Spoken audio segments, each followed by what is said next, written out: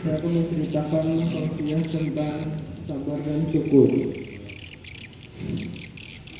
Hidup di tengah hiruk-pikuknya zaman membuat kita terasa lelah, tapi kita pernah bisa dihindari bagi orang beriman. Apapun yang terjadi di dunia ini merupakan bagian dari amal ibadahnya, selama niat lurusnya dan benar. Ujian yang menimpanya, jika ia terima dengan sabar dan penuh harap kepada Allah sendiri, maka kesabaran itu lebih baik lagi. Ia tak perlu bersedih hati atas semua ujian yang diterimanya. Sebab itu artinya Allah Subhanahu wa Ta'ala sedang menunjukkan rasa cintanya kepada hambanya. Malah bila ia beri kenikmatan, maka sikap terbaik yang harus dimiliki oleh seorang iman adalah mensyukuri semua nikmat itu. Dan yang demikian itu lebih baik. Sabar ketika diuji dan syukur ketika diberi kenikmatan adalah dua sifat yang harus ada dalam diri seorang yang beriman. Sabar dan syukur adalah dua sifat mulia, di mana sabar dan syukur tidak pernah dimiliki oleh manusia-manusia di luar orang beriman. Dari Suhaib bin Sinan radhiyallahu anhu, dia berkata, alangkah mengagumkan keadaan orang yang beriman, karena keadaannya membawa isyarat untuk dirinya, dan ini hanya ada pada seorang mukmin. Jika dia mendapatkan kesenangan, dia akan bersyukur, maka itu adalah peduli.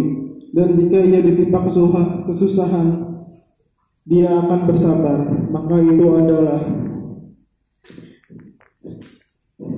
hadis riwayat Muslim. Hadis yang agung ini menunjukkan sangat banyak keutamaan bersyukur di saat senang dan bersabar. Bahkan kedua sifat inilah yang merupakan penyempurnaan keimanan seorang hamba. Abdullah bin Mas'ud berkata, iman itu terbagi menjadi dua bagian. Sebagian adalah sabar dan sebagian lainnya adalah syukur. Keimanan yang menakjubkan dari seorang ahli ibadah adalah Abdullah bin Zaid al-Jarmi, salah seorang ahli ibadah dan ahli zuhud berasal dari Al-Basrah. Ia meriwayatkan hadis dari sahabat Anas bin Malik dan sahabat Malik al-Huwaris radhiyallahu anhu. Ia wafat di negeri Syam pada tahun 104 Hijriah pada masa kekuasaan Zaid bin Abdul Malik. Abdullah bin Muhammad berkata, aku keluar menuju tepi pantai dalam rangka menjaga kawasan pantai. Tatkala aku tiba di tepi pantai, tiba-tiba aku berada di sebuah dataran lapang di suatu tempat, dan dataran tersebut terdapat sebuah kemah yang di dalamnya ada yang telah buntung kedua tangannya, dan seorang yang kedua kakinya dan pengendara telah lemah serta matanya telah rabun. Tidak satu anggota tubuh pun yang berfungsi. Tidak lisannya orang yang berkata, ya Allah, berilah aku agar aku bisa mengaturmu, sehingga aku bisa menunaikan rasa syukurku atas kenikmatan yang telah Engkau anugerahkan kepadaku. Engkau telah benar-benar melebihkanku di atas makhluk yang telah Engkau ciptakan. Abdullah bin Muhammad berkata, demi Allah, aku akan mendatangi orang ini, dan aku akan bertanya bagaimana ia bisa mengucap perkataan itu. Apakah ini paham dan tahu dengan apa yang diucapkan itu, ataukah ucapan itu merupakan ilham yang diberikan kepadanya? Maka aku pun mendatanginya, lalu aku berkata salam. Lalu aku katakan kepadanya, aku mendengar engkau berkata, ya Allah, tunjukilah aku agar aku bisa sehingga aku bisa menunaikan rasa syukurku atas kenikmatan yang Engkau anugerahkan kepadaku, dan Engkau sungguh melebihkanku atas kebanyakan makhluk yang telah Engkau ciptakan. Maka nikmat mana yang telah Allah anugerahkan kepadamu sehingga Allah atas nikmat tersebut, dan kelebihan apakah yang telah Allah anugerahkan kepadamu hingga Engkau mensyukurinya? Orang itu berkata, tidakkah engkau melihat apa yang telah dilakukan oleh Rabbku kepadaku? Demi Allah, seandainya yang mengirimkan hal ini telah diberikan kenikmatan kepadaku berupa lisanku ini. Namun wahai Allah, engkau telah mendatangiku, maka aku bisa mendapatkan bantuanmu. Engkau telah melihat kondisiku, aku tidak mampu untuk membantu diriku sendiri atau mencegah diriku dari gangguan. Aku tidak bisa bertanya apa-apa. Aku memiliki seorang putra yang selalu melayaniku. Di saat di waktu sholat, ia mewudukanku. Jika aku lapar, ia menyuapiku. Jika aku haus, ia memberikanku minum. Tapi sudah 3 hari aku kehilangan dirinya. Maka tolonglah kau mencari kabar tentangnya. Semoga Allah merahmati engkau.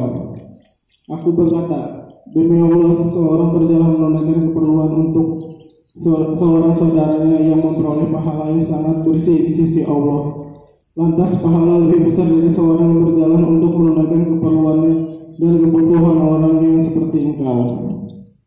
Maka aku pun berjalan pada putra tersebut hingga tidak jauh dari situ aku sampai suatu tersimpar tempat pasir. Tiba-tiba aku menemukan putra orang tersebut telah terkandung dan dimakan oleh binatang buas. Aku pun menggunakan inna lillahi wa inna ilaihi raji'un. Aku berkata, bagaimana aku mengabarkan hal ini kepada orang tersebut? Dan tatkala aku tengah kembali menuju orang tersebut, maka terlintas di benakku kisah Nabi Ayub alaihissalam. Tatkala aku menemui orang tersebut, maka aku pun berkata salam, lalu ia menjawab salahku. Bukankah engkau adalah orang yang tadi menemuiku? Aku berkata benar. Ia berkata, bagaimana dengan permintaanku kepadamu untuk membantuku? Aku pun berkata kepadanya, engkau lebih mulia dari sisi Allah ataukah Nabi Ayub alaihissalam? Ia mengatakan, tentu Nabi Ayub alaihissalam.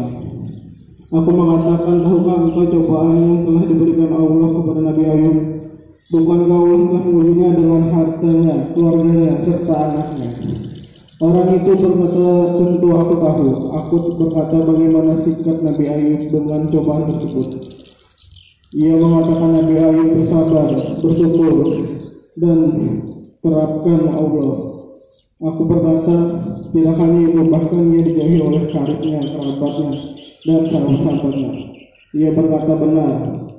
Aku berkata, bagaimana sikapnya? Ia menyatakan ia bersabar, bersyukur, dan Allah. Aku berkata, tidak hanya itu, Allah menjadikan ia menjadi bahan ejekan dan bimbingan orang-orang yang lewat di jalan. Tahukah engkau akan hal itu? Ia berkata, aku berkata, bagaimana sikap Nabi Ayub? Ia mengatakan bersabar, bersyukur, dan ayat Allah. Langsung saja jelaskan maksudmu, semoga Allah merahmatimu. Aku mengatakan, sesungguhnya putramu telah aku temukan di antara gundukan pasir dalam keadaan telah diterkam dan dimakan oleh binatang buas. Semoga Allah melipat gandakan pahala bagimu dan menyabarkan engkau. Orang itu berkata, segala puji bagi Allah yang tidak menciptakan bagiku keturunan yang bermaksiat kepadanya, lalu menyiksakan dengan api neraka. Kemudian ia berkata, inna lillahi wa inna ilaihi raji'un. Lalu ia menarik napas panjang, setelah itu meninggal dunia. Aku berkata, inna lillahi wa inna ilaihi raji'un. Besar musibahku, orang seperti ini jika aku biarkan begitu saja, maka akan dimakan oleh binatang buas. Dan jika aku hanya duduk, maka aku tidak bisa melakukan apa-apa. Aku pun menyelimuti dengan kain yang ada di tubuhnya, dan aku duduk di dekatnya sambil menangis. Tiba-tiba datang kepadaku 4 orang yang berkata, wahai Abdullah, ada apa denganmu? Apa yang terjadi? Maka aku ceritakan kepada mereka apa yang telah aku alami. Lalu mereka menyatakan, bukankah wajah orang itu kami mengenalnya? Maka aku buka wajahnya. Lalu mereka pun bersyukur menciumkannya. Lalu mereka berkata, demi Allah, matanya selalu tunduk pada melihat hal yang diharamkan oleh Allah. Demi Allah, tubuhnya selalu sujud tatkala orang-orang dalam keadaan tidur. Aku berkata kepada mereka, siapakah orang ini? Semoga Allah merahmati kalian. Mereka menyatakan, Abu Kilabah Al-Jarumi, sahabat Ibnu Abbas.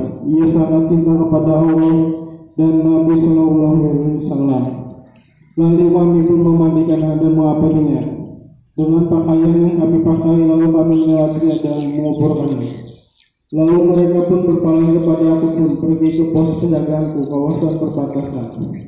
Tatkala tiba malam hari aku pun tidur, dan aku lihat dalam mimpi ia berada di taman surga, dalam keadaan memegang dua lembar kain, dan dari kain surga membaca firman Allah, keselamatan bagi kalian dengan masuk ke dalam surga karena kesabaran kalian, maka alangkah baik-baik saja tempat kesudahan itu. Lalu aku berkata kepadanya, bukankah engkau orang yang aku temui? Ia berkata, benar. Aku berkata, bagaimana Anda bisa masuk mendapatkan ini semua?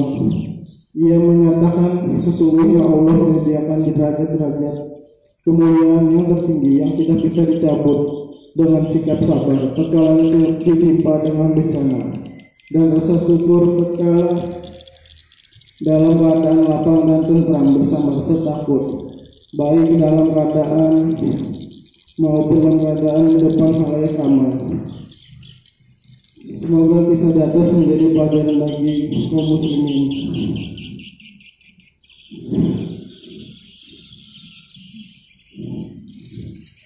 Ketika engkau berada di jalur menuju Allah Subhanahu wa Ta'ala, maka berlarilah. Jika sulit bagimu, maka berlari kecillah. Jika kamu lelah, berjalanlah. Jika kamu tak mampu, merangkaklah. Namun jangan pernah berbalik arah atau berhenti. Tapi mungkin itu saja tausiah dari saya.